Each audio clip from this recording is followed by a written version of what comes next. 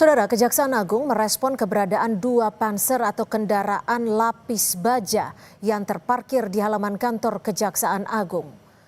2 panser atau kendaraan lapis baja jenis Anoa terlihat terparkir di halaman kantor Kejaksaan Agung pada Rabu pagi. Kepala Pusat Penerangan Hukum Kejagung Anang Supriyatna bilang keberadaan alutsista tersebut hanya pengamanan biasa.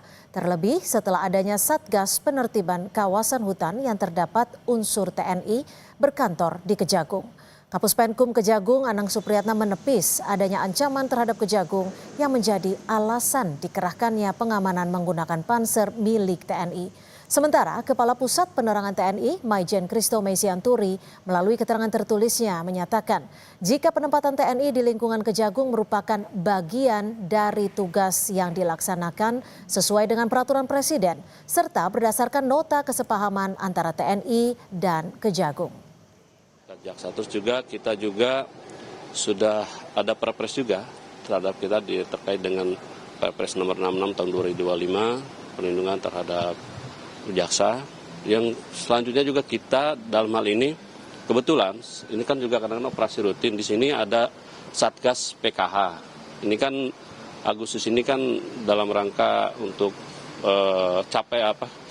untuk target teman-teman ini kebetulan dari Satgas PKH ini ada unsur TNI juga, jadi sudah biasa pengamanan di sini. Dan memang ditempatkan, ya kita siapkan aja, dipersilahkan.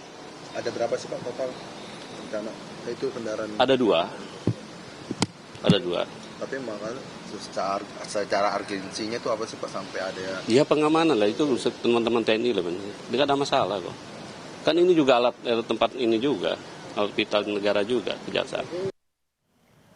Kapuspen TNI Maijen Christo Meisianturi dalam keterangan tertulis menegaskan setiap pelibatan prajurit TNI dilakukan sesuai prosedur dan tidak dalam kapasitas menghalangi proses hukum.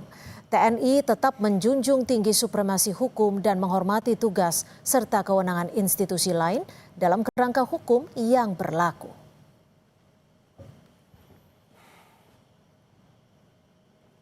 Juru bicara KPK Budi Prasetyo membenarkan jika KPK akan meminta keterangan kepada